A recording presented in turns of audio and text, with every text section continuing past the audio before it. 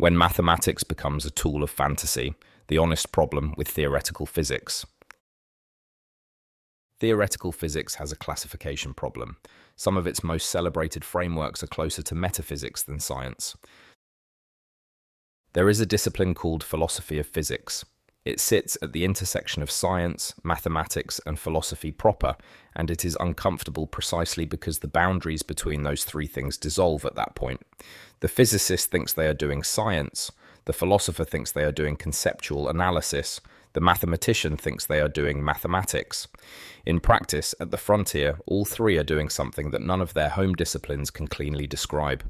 This interests me, not as a specialist. I am most certainly not one, as many PhDs have pointed out to me on LinkedIn, but as someone who thinks seriously about how we produce and evaluate knowledge. The question that keeps surfacing when you spend time in this territory is the testability question, and followed honestly, it leads somewhere uncomfortable. The line between theory and faith. String theory is the canonical example. It began as an attempt to unify quantum mechanics and general relativity, two frameworks that each describe reality with extraordinary precision within their own domains, but which contradict each other at the scale where both should apply. String theory proposed that the contradiction resolves if the fundamental constituents of the universe are not point particles but one-dimensional vibrating strings, and that the mathematics only works in more dimensions than we can observe. The initial formulation required 26 dimensions. As a reminder, we only know of 3, 4 if you include time. Later refinements brought that to 10 or 11. The theory has been revised repeatedly, not because new experimental evidence demanded revision, but because internal mathematical consistency required it. And here is the uncomfortable part. No prediction from string theory has ever been tested. Not because physicists lack the will, but because the energy scales required to probe string-length physics are so far beyond anything achievable that testing a prediction would require something in the vicinity of a Big Bang. The theory is internally consistent, mathematically sophisticated, and empirically inert. At what point does that stop being physics and start being something else? My reading of the philosophy of physics literature is that it becomes an article of faith, not in a dismissive sense. Faith in the sense that the theory is held primarily because of its internal coherence and aesthetic appeal, rather than because of evidence that the thing it describes actually exists. The people who work on string theory are not deluded, they are often genuinely brilliant, but the relationship between the theory and the world has become, at minimum, attenuated. What is interesting, and what the philosophy of physics keeps pressing on, is the question of why someone develops strong commitment to a theory in the absence of evidence for it. The obvious answers are real. The mathematics is beautiful, the framework is generative, it is the dominant paradigm, and careers have been built inside it. But underneath all of those, I suspect there is something more personal, an initial insight that felt true, and everything after that becomes an attempt to prove the initial intuition rather than to test it honestly.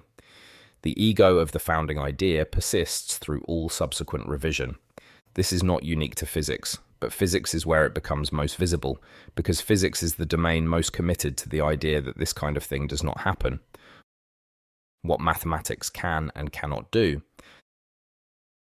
The reason this matters is what it implies about mathematics.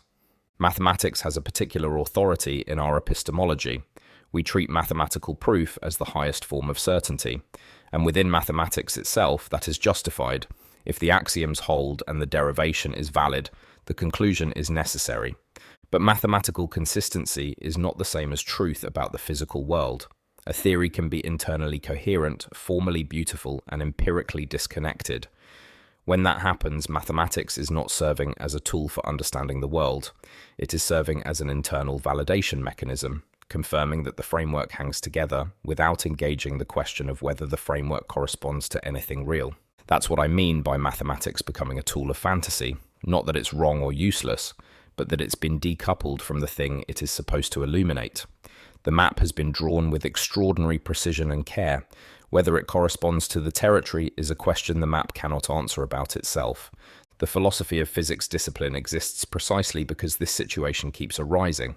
Science, mathematics, and philosophy intermingling means the methods of each discipline alone are insufficient to evaluate what is happening. You need philosophical analysis to distinguish between this theory is mathematically consistent and this theory describes the physical world. You need scientific methodology to insist that the latter requires evidence. And you need mathematics to work out what the theories actually say. When these disciplines stop talking to each other, things that function as articles of faith get treated as empirical science, with all the authority science implies.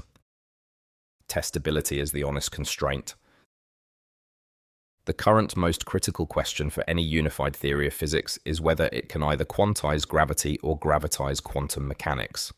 That is, whether it can bring the two frameworks into a single, consistent, testable description of reality. Currently, neither general relativity nor quantum mechanics can do this. They each work in their own domain. They contradict each other at the boundary. A theory that resolves this contradiction without producing any testable predictions is not a scientific achievement. It is a demonstration of mathematical ingenuity. That is still valuable, but it should be categorized honestly. Testability isn't an arbitrary philosophical demand. It's what distinguishes a claim about the world from a claim about a formal system. If there is no possible observation that could, even in principle, disconfirm a theory, the theory is not in competition with reality, it's coexisting with it.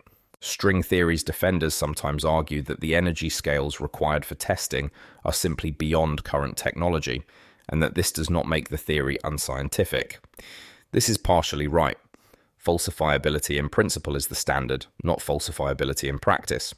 But, in principle, we could test this if we had energy equivalent to a Big Bang, is doing a lot of work in that argument. The more honest position is this. What we have is frontier mathematics with physical motivation. It might eventually produce a testable prediction. Until it does, the appropriate posture is not belief or disbelief, but sustained skepticism, held alongside genuine interest. Why this matters beyond physics.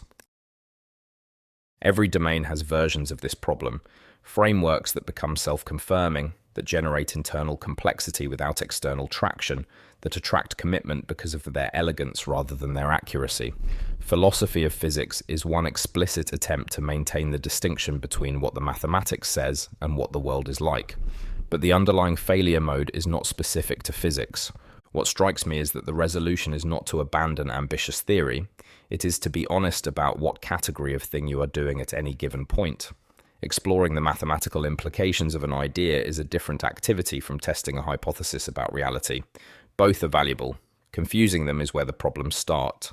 The most defensible position on string theory is not dismissal and not commitment. It is curiosity held alongside a clear recognition of what kind of evidence would actually change anything. Until then, interesting mathematics, not yet physics. If this piece added something to your week, please consider subscribing.